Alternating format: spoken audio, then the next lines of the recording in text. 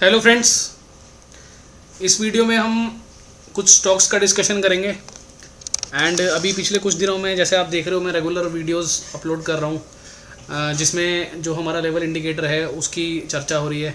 उसके बेसिस पे स्टॉक्स के मूव अच्छे आ रहे हैं, आप लोग देख ही रहे हो। इंडेक्स का, स्टॉक्स का मैं वीडियो कंटिन्यू बना रहा हूँ। सो क्वेश्चन आया था कि मेरे पास कि जैसे अभी पीछे हेरिटेज फूड्स, अवंती फीड्स या फिर अभी रिसेंटली गणेश हाउसिंग, ये सारे जो स्टॉक्स थे इनमें जो मूव बने, तो क्वेश्चन ये था कि आप एक वीडियो बनाइए प्लीज़ ऐसी कि इनको आपने कब सिलेक्ट किया और लेवल इंडिकेटर के साथ जोड़ करके एक प्रॉपर सही टाइमिंग पे हम इन स्टॉक्स को कैसे कैच कर सकते हैं। सो वही चीज़ अपन यहाँ डिस्कस करेंगे इस वीडियो में। ये तीनों जो स्टॉक्स हैं, इन तीनों स्टॉक्स की बात करेंगे और पूरी स्टॉक की जर्नी देखेंगे, समझने की कोशिश करेंगे, ताकि आगे भी आने वाले समय में जो स्टॉक्स में मूव आने वाला हो आप उनको सही टाइम पे पहले से कैच करके अपने पोर्टफोलियो में रख सकते हो। ठीक है, तो स्टार्ट करते हैं। एंड इस वीडियो में भी जो भी हम स्टॉक डिस्कस करेंगे जिसमें पास्ट में परफॉर्मेंस दे चुके हैं वो तो ठीक है, बट अगर कोई स्टॉक ऐसा भी डिस्कस करेंगे जिसमें हो सकता है आने वाले दिनों में आपको मूव अच्छा आता हो दिखे, सो जो भी हम डिस्कशन या किसी भी स्टॉक के ऊपर करेंगे वहाँ हमारी कोई रिकमेंडेशन नहीं होगी। डिस्क्लेमर आप लोगों की स्क्रीन पे है, मैं सेबी रजिस्टर्ड एडवाइज़र नहीं हूँ। सो हम कोई भी रिकमेंडेशन आप लोगों को नहीं दे रहे हैं यहाँ पर, केवल चार्ट डिस्कस करेंगे और उस चार्ट के बेसिस पे या जो भी आप लोगों ने सीख रखा है उसके बेसिस पे अगर आप इन स्टॉक्स में कोई भी आगे चल के पोजीशन बनाते हो तो उसमें रिस्क रिवॉर्ड जो भी रहेगा वो आपका रहेगा। आपको रिवॉर्ड मिलता है तो भी आपका है, रिस्क है तो भी आपका है। आप किसी भी तरह के लॉस के लिए भी, प्रॉफिट के लिए भी मैं जिम्मेदार नहीं रहूँगा। सो स्टार्ट करते हैं वीडियो। तो ये तीन स्टॉक हैं हमारे जिनके ऊपर क्वेश्चन आया था, Ganesh housing, Avanti feeds and heritage food. तो वन बाय वन स्टॉक्स को डिस्कशन करते हैं। अभी जो पब्लिक ग्रुप है हमारा, जैसा मैंने लास्ट वीडियो में भी बोला था कि लेवल इंडिकेटर के बेसिस पे कुछ बहुत अच्छे स्टॉक्स अपनी नज़र में आते रहते हैं डेली बेसिस पे। तो कुछ भी ऐसे स्टॉक डेली बेसिस पे अपने नज़र में आएंगे तो फॉर एजुकेशन पर्पस मैं उसको अपने पब्लिक ग्रुप में उसमें डाल दिया करूँगा, ताकि आप लोग उनको स्टडी कर सकें और उनसे कुछ सीख सकें। सो अगर आप चाहें तो पब्लिक ग्रुप ज्वाइन कर सकते हैं। जिन लोगों ने ज्वाइन किया हुआ बहुत अच्छी बात है। अगर आप में से कोई ऐसा है जिसको नहीं पता है उसके बारे में, तो ग्रुप का लिंक जो है वो इस वीडियो को डिस्क्रिप्शन में आपको मिल जाएगा। आप चाहें तो वो ज्वाइन कर सकते हैं। वहाँ पर हम डेली 3-4 स्टॉक्स की डिस्कशन वहाँ पर इस तरीके से कर लेते हैं, जो हमारा स्ट्रेटजी यहाँ पर हमने यूट्यूब पर डिस्कस किया हुआ है। ठीक है, तो उन्हीं में से एक स्टॉक था ये। इसको थर्सडे वाले दिन आई थिंक पोस्ट किया था ग्रुप में, और कल फ्राइडे को इसमें काफ़ी अच्छा मूव बना। आप देख ही रहे हो, लगभग 14% के आसपास स्टॉक ने क्लोजिंग दिया है रिटर्न दे करके, और उसके ऊपर भी गया था 978 का हाई लगा करके 948 पे जा करके इसने क्लोजिंग दी है। तो लगभग 15-16% के आसपास का मूव इसमें आया था इंट्राडे के दौरान, और बाद में फिर ये 14% पे जा करके सेटल हुआ। तो ऐसा क्यों हुआ? और ये स्टॉक, ये कैंडल बनने से पहले ये जो ब्रेकआउट कैंडल है, क्योंकि होता क्या है बेसिकली स्टॉक्स में जब ब्रेकआउट आ जाते हैं तब बहुत लोगों की नज़र में आते हैं स्टॉक्स, लेकिन ब्रेकआउट से पहले आप इनको कैसे पकड़ सकते हो। हालांकि इसके ऊपर मैंने एक प्रॉपर वीडियो यूट्यूब चैनल पे पोस्ट किया हुआ है पहले, बहुत 1-2 साल पहले की बात है वो, तो वो भी आप देख सकते हो जा करके। उसका भी लिंक मैं इस वीडियो को डिस्क्रिप्शन में दे दूँगा या कमेंट बॉक्स में पिन कर दूँगा। आप वो वीडियो भी देख लेना कि ब्रेकआउट से पहले स्टॉक को कैसे कैच किया जाता है। सो अभी फ़िलहाल स्टार्ट करते हैं वीडियो और समझने की कोशिश करते हैं कि इसमें ऐसा क्या दिख रहा था। तो जैसा कि हम हमेशा करते हैं, स्टॉक की जर्नी समझनी है, सबसे पहले आपको मंथली टाइम फ्रेम पे जाना पड़ेगा। तो मंथली टाइम फ्रेम पे हम आ गए। अब मंथली टाइम फ्रेम में आते ही हमारे को क्या समझ में आ रहा है कि ये स्टॉक यहाँ से देखें, अगर हम 2008 से लेकर के और 23 तक एक अच्छे खासे करेक्शन में था, कंसोलिडेशन में था, और अभी रिसेंटली इसमें एक ब्रेकआउट आया था जनवरी मंथ में। तो ये आप देख रहे हो 77% का रिटर्न था ये पूरे एक महीने के अंदर में। एंड उसके बाद आपने देखा 4 महीने लगभग फिर स्टॉक एक कंसोलिडेशन में चला गया, बिकॉज यहाँ पर एक बड़ा मूव ऑलरेडी आ चुका था। तो जब इतना बड़ा मूव स्टॉक ने एक महीने में ले लिया लगभग 77% का, तो उसके बाद कंसोलिडेशन होना जायज़ था, बिकॉज लोअर टाइम फ्रेम पे जाकर के जब हम देखते हैं तो एवरेजेस जो है वो एक्सपेंड हो जाती हैं, और जैसा कि हमारी थ्योरी है कॉन्ट्रैक्शन एक्सपेंशन, तो एक्सपेंशन के बाद एक कॉन्ट्रैक्शन होना ज़रूरी होता है, उसके बाद फिर जा करके आपको नेक्स्ट मूव मिलता है। तो अगर आप ये कैंडल देखोगे मंथली वाली, तो जब ये मंथली वाली कैंडल क्लोज हुई थी उस समय स्टॉक का जो प्राइस था वो क्या था और स्टॉक की पोजीशनिंग क्या थी बेसिकली। सो ये वो मूव था जनवरी एंड आते आते, यानी यहाँ पर आप देखो 29 जनवरी, 30 जनवरी, इस एरिया में जब आप आओगे तो ऑलरेडी आपको दिख रहा है कि एवरेजेस काफ़ी हद तक एक्सपेंड हो चुकी हैं। पीछे इतना बड़ा मूव खड़ा है, तो यहाँ पर फ्रेश बाइंग तो ओपन करेंगे नहीं। भले ही वो मंथली ब्रेकआउट हुआ है, भले ही वो 2008 से लेकर के 2023 की एक रेंज बनी हुई थी, वो रेंज ब्रेक हुई है, लेकिन यहाँ पर अपन बाय नहीं कर सकते ना स्टॉक को। अपने को वेट करना होता है लोअर टाइम फ्रेम पे, कहीं ना कहीं एक संगम बनने का, कॉन्ट्रैक्शन बनने का। ये सारी चीज़ें हमने अपनी पहले की वीडियोज़ में डिस्कशन की हुई हैं बहुत बारी।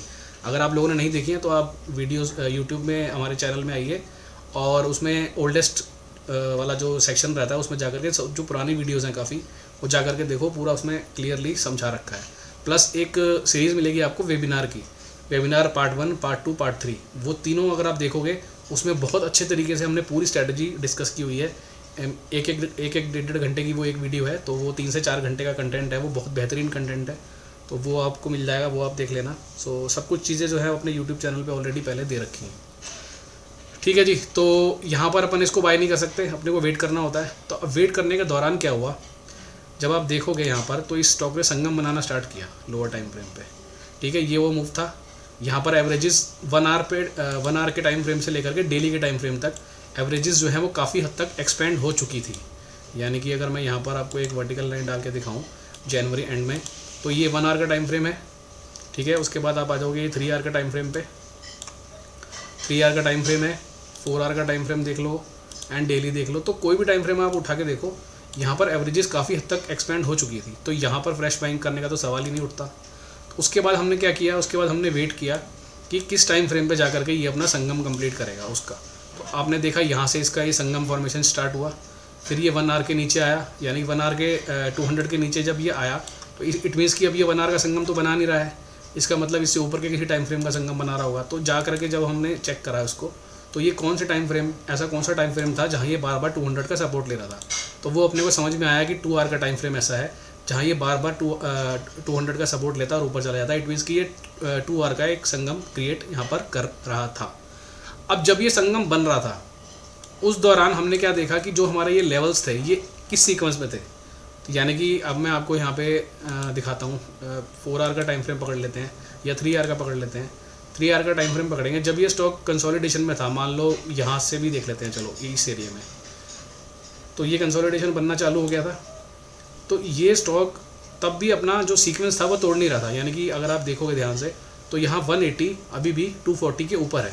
हाँ, भले 60-120 के नीचे है, तो शॉर्ट टर्म वाला मोमेंटम अभी नहीं बनेगा, लेकिन अगर हम देखेंगे कि इस टाइम फ्रेम पे ये अगर संगम बना रहा है तो ये सीक्वेंस जो है वो हमारा पॉजिटिव साइड पे ही कहलाएगा। तो इट मीन्स कि अभी स्टॉक पे मुझे नज़र रखनी है, क्योंकि मुझे ये 90% में श्योर हो चुका हूँ कि जब भी ये संगम कटेगा तो इसकी संभावना ऊपर की तरफ ज़्यादा है कटने की। क्यों? क्योंकि एक तो ये लेवल सीक्वेंस है, दूसरा मुझे ये पता है कि इतने बड़े टाइम फ्रेम का, यानी कि लगभग 14 से 15 साल का ये एक ब्रेकआउट है। तो 14-15 साल बाद अगर किसी स्टॉक ने अपनी 14 साल पहले की रेंज ब्रेक करी है या 15 साल पहले की रेंज ब्रेक करी है, तो वो इतनी जल्दी वहाँ से वापस अंदर आने वाला नहीं है उस एरिए के, बिकॉज वॉल्यूम भी अच्छा खासा था, इतना बड़ा ब्रेकआउट था। उसके बाद जब लोअर टाइम फ्रेम में संगम बन रहा है तो वो तो 90% तो अपन श्योर ही है कि वो संगम ऊपर ही काटेगा, आप समझ रहे हो। और उसके बाद जैसे ही वो सीक्वेंस, जैसे मैंने आपको दिखाया 60 वाला जो लेवल था 120 के नीचे था, जैसे ही वो ऊपर आना स्टार्ट हुआ तो अपने को समझ में आ गया कि अब यहाँ से मूव बनने वाला है। ठीक है ना। उसके अलावा हमारी जो 13D स्ट्रेटजी है उसको भी आप इसमें अप्लाई कर सकते हो। तो ये सारी चीज़ जब आप क्लब करोगे तो आपको समझ में आ जाएगा कि स्टॉक को बड़ा ब्रेकआउट आने से पहले कैसे पकड़ा जाता है। तो उसके बाद स्टॉक ने यहाँ पर एक संगम बनाना स्टार्ट किया इस पूरे एरिया में। जैसे ही वहाँ शॉर्ट टर्म के 60 वाला जो लेवल था वो 120 के ऊपर आया तो अपने को समझ में आ गया कि अब यहाँ से एक मूव बनने वाला है। इसीलिए थर्सडे वाले दिन मैंने ये स्टॉक का चार्ट आपको वहाँ पर पोस्ट किया था नेम, कि ये स्टॉक जो है अपनी लेवल वाली स्ट्रेटजी के अकॉर्डिंग काफ़ी अच्छा लग रहा है। और नेक्स्ट डे आपने देखा कितना बड़ा यहाँ पर एक आपको मूव मिल गया। ठीक है, क्लियर है, ये समझ में आई पूरी स्टोरी। यही सेम स्टोरी आप अवंती फीड पे लगा सकते हो, हेरिटेज पे लगा सकते हो। अब हेरिटेज को देख लो, ये क्लियरली दिख रहा है ना हमारे को कि मंथली संगम बन रहा है। यहाँ से संगम बनना स्टार्ट हुआ, उसके बाद इसने एक छोटी रेंज बना ली। कौन सी रेंज बना ली? ये वाला एरिया जहाँ पे ये बार बार रेजिस्टेंस ले रहा था, यानी कि 260-270 वाला एरिया बार बार यहाँ रेजिस्टेंस ले रहा था। और नीचे की ये रेंज थी, आप समझ रहे हो, 130-120 वाली, ऊपर में 260-270 वाली। जैसे ही ये ब्रेकआउट आया, ये वाला, कौन सा वाला? ये वाला दिसंबर की कैंडल ने क्या किया, ये जो कंसोलिडेशन यहाँ से स्टार्ट किया था इसने मार्च से लेकर के और नवंबर तक, मतलब मार्च कौन सा वाला? मार्च 2019 वाला। यानी ये 4 साल तक स्टॉक एक रेंज में फंसा रहा, ऊपर में 260-70, नीचे में 110-120, इस तरह से इसने यहाँ टाइम पास किया पूरे 4 साल। तो इस 4 साल की रेंज का ब्रेकआउट कब मिला हमारे को, ये दिसंबर में, ठीक है। तो ये अंडरस्टूड था। एक तो मंथली संगम चला आ रहा है 2017 से, उसके बाद इसने और छोटी रेंज कर ली अपनी 2019 के बाद, और छोटी रेंज में ये ट्रेड होता रहा। फाइनली यहाँ जब ब्रेकआउट मिला तो इसके बाद अपने को ये समझ में आ जाना चाहिए था कि ये स्टॉक अब यहाँ से ऊपर की तरफ जाने के लिए रेडी है। उसके बाद फिर ये छोटा छोटा कंसोलिडेशन किया है इसने, ये 1 2 3 4 महीने फिर ये एक रेंज में फंसा रहा, फिर अगेन इसने इस 4 महीने का ब्रेकआउट यहाँ दिया।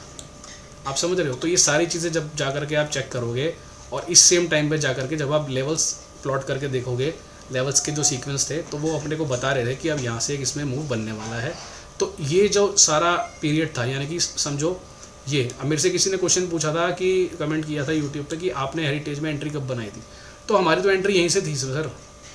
जब ये ब्रेकआउट आया, ये 4 साल की रेंज कटी, तो यहाँ से अपन इसमें एंट्री कर चुके थे और उसके बाद अपने पूरा अपना बड़ा वाला मूव लिया। और अब ये जो कैंडल बनी है, ये कैंडल ने तो इस पूरी रेंज को काट दिया है 2017 से लेके और अभी तक की जो रेंज थी, यानी कि 7 सालों में जो रेंज बना रखी थी स्टॉक ने, वो 7 साल का ब्रेकआउट आ चुका है इस कैंडल पे। तो अब क्या हुआ, अब ये इतनी बड़ी रेंज कटी, अब लोगों की नज़रों में यहाँ आएगा स्टॉक। बट अगर हम इस थ्योरी को समझते हैं, हम साथ में लेवल्स प्लॉट करके रखते हैं अपने पास में, तो ऐसे स्टॉक्स में हम ब्रेकआउट होने से पहले ही एंट्री कर सकते हैं। आप समझ रहे हो। क्योंकि हमारा जो तरीका है काम करने का, वो ये नहीं है कि जब ब्रेकआउट हो जाएगा हम तब पकड़ेंगे स्टॉक को। हम ऐसे जोन में पकड़ेंगे जब स्टॉक बिल्कुल शांत रहता है। ये 4 महीने स्टॉक बिल्कुल शांत था। मैं दिखा देता हूँ आपको डेली का टाइम फ्रेम पे जाके। ये जब ये स्टॉक इस तरह से शांत रहता है ना, अपने को तब पकड़ना होता है। यहाँ पर तो सारी दुनिया ने देख लिया अब, ठीक है जी। ऐसा ही सेम आप अवंती फीड में देख सकते हो। अवंती फीड में भी आप जाओगे तो आप देखो मंथली टाइम फ्रेम पे एक बार इसका चार्ट, ये देखो यहाँ से कंसोलिडेशन चल रहा है इसका 2017 से। उसके बाद अगेन इसने भी छोटी रेंज कर ली अपनी, जैसे अभी लास्ट स्टॉक में देखा हमने। और उसके बाद ये एक एरिया था, ये वाला एरिया, ये वाली जो कैंडल थी, ये एक बहुत अच्छा ब्रेकआउट था। आप यहाँ से अगर पकड़ोगे मार्च 2022 से, तो ये एक रेंज बनी हुई थी इसकी, ऊपर में लगभग 500 पकड़ लो और नीचे में आप ये वाली रेंज पकड़ सकते हो 380 370 380 वाली। तो इस पूरी रेंज का एक ब्रेकआउट अपने को इस कैंडल पे मिला। तो यहाँ अपने को अलर्ट हो जाना चाहिए था। अब अगेन जनवरी में ये ब्रेकआउट आया, तो आप एक बार जनवरी में जाकर के चेक करो चार्ट इसका। ये है जनवरी। सबसे पहला जो हमने देखा गणेश हाउसिंग, उसमें भी इस तरीके का पैटर्न था। शॉर्ट टर्म पे उसने यहाँ संगम बनाया। संगम बनने के दौरान लेवल्स जो थे हमारे वो सीक्वेंस में आ चुके थे। तो अपने को पता था कि ये संगम जब भी कटेगा ये ऊपर ही कटने वाला है।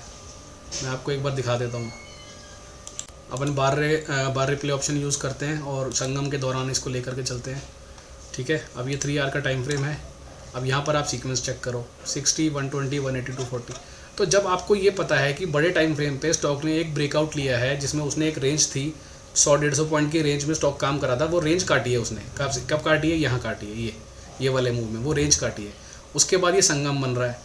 संगम, अब हमें ये पता है कि अगर स्टॉक ने बड़े टाइम फ्रेम पे ब्रेकआउट लिया है और एवरेजेस यहाँ पर एक्सपेंड हो चुकी थी, तो वो कॉन्ट्रैक्ट होने के बाद में ज़्यादातर संभावना ये होती है कि जो ये पीछे जर्नी इसकी स्टार्ट हुई है नई वाली, जो ये ब्रेकआउट हुआ है, उसी दिशा में स्टॉक आगे बढ़ता है। उसका एक कन्फर्मेशन हमारे को इसने दे दिया लेवल इंडिकेटर ने। नीचे आप 13D या WD3 स्ट्रेटजी भी चेक कर सकते हो। ये सारी चीज़ें जब आप क्लब कर लोगे तो आपको ये अंदाज़ा लग जाएगा, या आप श्योर हो सकते हो कि अब यहाँ से स्टॉक ऊपर ही जाने वाला है। और उसके बाद में जो हुआ स्टॉक में, वो आप सबने देखा उसके बाद क्या हुआ। तो ये 3 स्टॉक्स के ऊपर में मेरे पास क्वेश्चन आया था, तो मैंने ये आपको समझा दिया कि आप कैसे इनको पहले पकड़ सकते थे। अब ये 3 नहीं, 30 हो, 300 हो, 3000 हो, सारे स्टॉक पे एक जैसी स्टडी चलती है, किसी में कोई डिफरेंस नहीं है। आप स्टॉक्स को सबसे बड़े टाइम फ्रेम पे जाओ, जाकर के चेक करो कि कब कब उसमें ब्रेकआउट हुए हैं, कितनी बड़ी रेंज कटी है। क्योंकि देखो, जितनी बड़ी रेंज कटेगी, अगर 4 साल की रेंज कटी है तो 4 साल जितना टारगेट मिलेगा आपको। 5 साल की रेंज कटी है, 15 साल की रेंज कटी है तो और बड़ा टारगेट मिलेगा। यानी जितना लंबा कंसोलिडेशन उतना बड़ा टारगेट। फिर आप छोटे टाइम फ्रेम पे आओगे, संगम बन रहा है, आपको क्लियरिटी आएगी, हाँ ये संगम ऊपर कटेगा कि नीचे कटेगा। अब उसके लिए आपके पास ये बेहतरीन टूल ऑलरेडी आ चुका है। अगर इस पूरे संगम फॉर्मेशन बनने के दौरान में ये सीक्वेंस है, तो इट मीन्स कि ये जब भी कटेगा ये ऊपर ही कटेगा, ऐसा हम 95% श्योर हो सकते हैं। बाकी 5-10% ऊपर नीचे तो कुछ भी हो सकता है मार्केट में, ठीक है ना। ठीक है जी, तो ये हो गया। बाकी अब और भी बहुत सारे स्टॉक्स हैं अभी जो इस स्टेज में खड़े हैं, आप उनको इस स्टेज में पकड़ सकते हो। अब आप उसके लिए आपको चार्ट देखने पड़ेंगे। चार्ट देखो, स्टडी करो। कुछ स्टॉक्स ऐसे हैं जो मैं खुद यहाँ पोस्ट करते रहूँगा, जैसे अभी कल भी हमने ग्रुप में 4 स्टॉक्स पोस्ट किए हैं, उसमें से एक स्टॉक है ADF फूड, तो आप इसको देखो अगर, तो इसमें जाकर के आप चेक करो, सारे टाइम फ्रेम पे जाकर के चेक करो, बड़े टाइम फ्रेम पे जाकर के चेक करो कि स्टॉक कर क्या रहा है, क्या हिस्ट्री है उसकी। फॉर एग्जांपल ये जो रेंज कटी थी इसके बाद क्या हुआ था, उसको जाकर के बैक टेस्ट करो।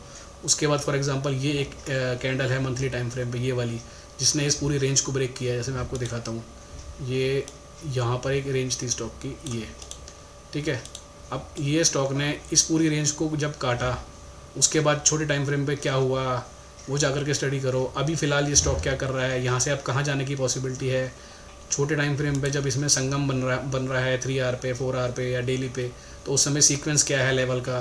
तो ये सारी चीज़ें जब आप चेक करोगे, जैसे आप देखो ये 3 आवर के टाइम फ्रेम पे अभी ये संगम बन रहा है ना, 200 EMA पे काम कर रहा है, सीक्वेंस क्या है। 4 आवर पे जाओ, वहाँ चेक करो 4 आवर पे क्या है, संगम बन रहा है। डेली पे क्या है, एवरेजेस कहीं एक्सपेंड तो नहीं है, तो आपने देखा कि नहीं एक्सपेंड नहीं है, डेली के लेवल के ऊपर है। तो ये सारी चीज़ें जब आप देखोगे ना, तो आपको एक आइडिया लग जाता है कि स्टॉक में आगे चल के मूव कहाँ आने वाला है, ठीक है। वो हम गेस कर सकते हैं, श्योर 100% तो कोई नहीं हो सकता, लेकिन हमें गेस कर सकते हैं, हम 80-90% तक भी श्योर हो सकते हैं कि हाँ इसमें ऊपर की तरफ मूव बनने की संभावना बहुत ज़्यादा है।